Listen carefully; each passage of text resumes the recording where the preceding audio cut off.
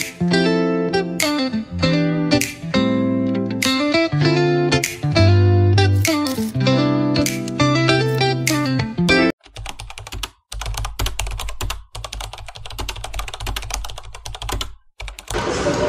day, class! Is everyone present here today? Yes, ma'am! Miss Secretary, can you check the attendance? Okay po, ma'am. Okay. May mga absent ba? Wala po! Okay, so before we start our lesson, Miss Magno, can you just a prayer? Okay, let us stand up.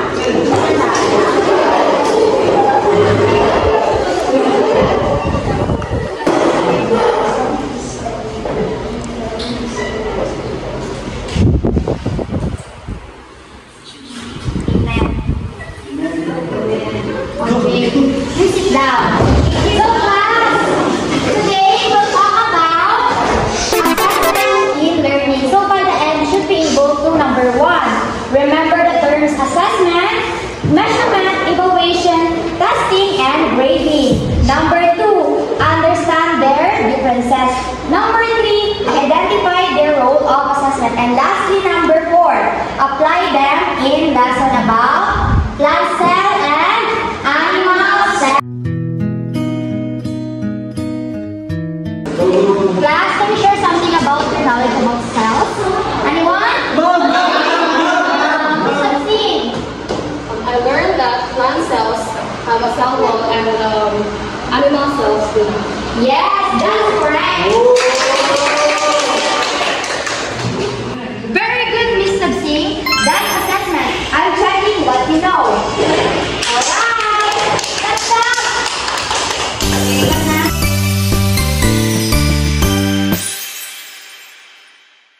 Okay, class, I have a question. How many main parts those cells have? Anyone? Yes, Mr. Candelia? We have 3 months: cell membrane, cytoplasm, and the nucleus. That's right, Mr. Candelia. Mr. Candelia, you got 3 points. So my cell is 3 months. Yes, that's right. That's measurement. We use numbers to describe your performance.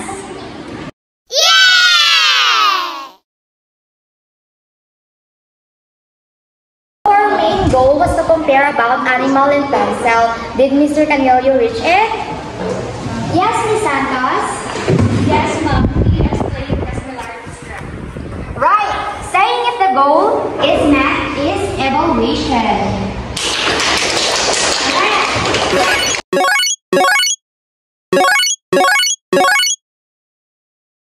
Class, I have a question again. What structure do plants have that animal cells don't? Anyone? Yes, Mr. Dawa? It is chloroplast and cell wall. Correct, Mr. Dawa. That's testing. I asked a question to check your knowledge. Okay, let's laugh.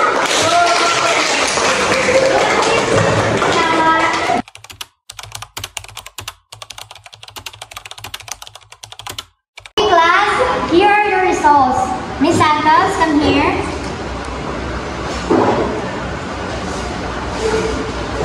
Excellent, Miss Santos. You are our top 1. Okay. Next, Mr. Aguilar, come here. You got B. Good job, but you need to review more, okay? Okay, go back. And last, Miss Magna, come here. You need to study more, okay? Okay, teacher, the grade will help us to know our level. Okay. Thank you.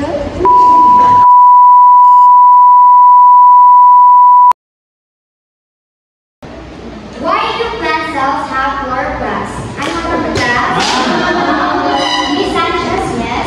Because plants, they make their own food through photosynthesis. Correct. That's correct. You're improving before the final test. Even plants count.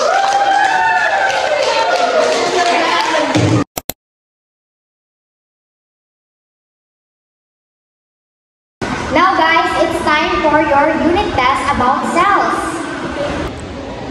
Guys, avoid cheating please. Mind your own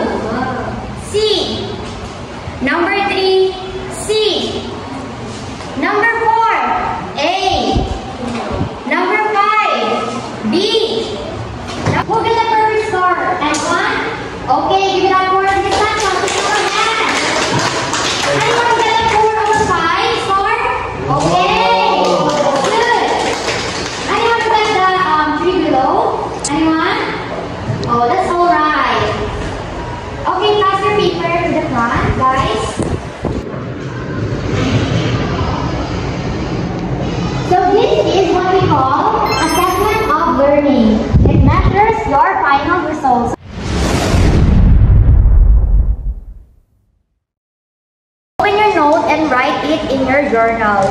What do I understand best about cells? And what do I still need to review?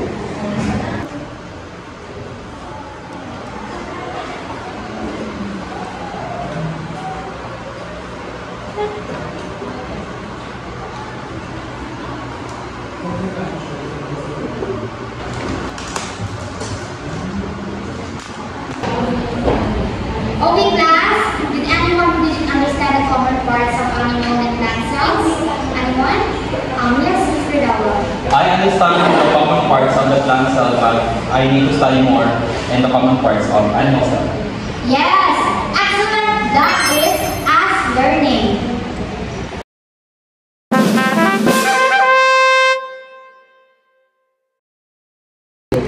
Assessment also motivates. Yes, Mr. Canelio? Yes, when I draw a cell diagram and get a good feedback, I feel encouraged. That's right, Mr. Canelio. That's what assessment does to us.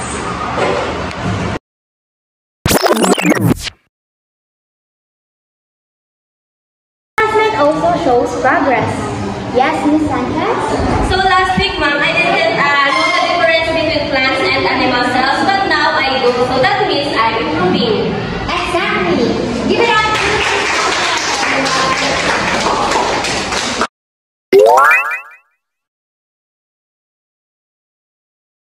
Okay, class, I have a feedback.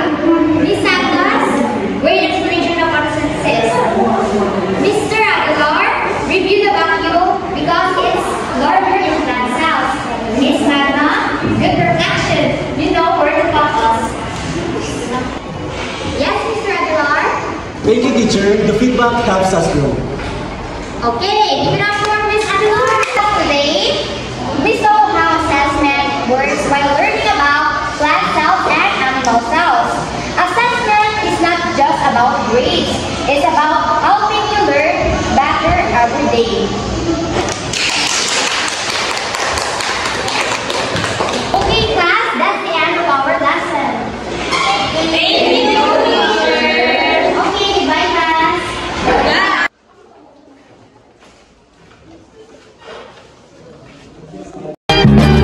One is the loneliest number that you'll ever do. Two can be as bad as one. It's the loneliest number since the number one.